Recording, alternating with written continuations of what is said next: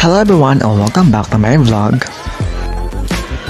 Natasha Jung hindi na magpapatuloy sa Miss Universe Philippines as the official representative of the Municipality of Cananga due to personal reasons. Maraming mga Pinoy pageant fans ang nagulat sa pag-withdraw ni Natasha Jung sa competition. According to her, she will prioritize her personal growth and commitments and not to further involve the organization on the matter.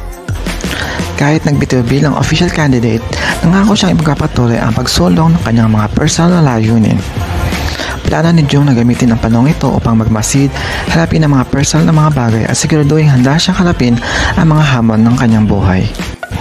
Nagpahayag din si Natasha ng malalim na pasasalamat para sa pagkakataon at humingi ng paumanhin para sa anumang abala na naidulot ng kanyang pag-atras sa organisasyon.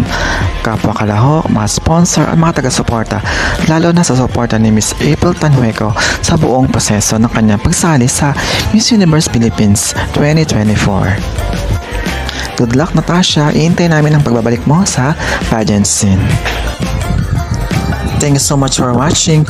For more pageant updates, don't forget to like, comment, and subscribe.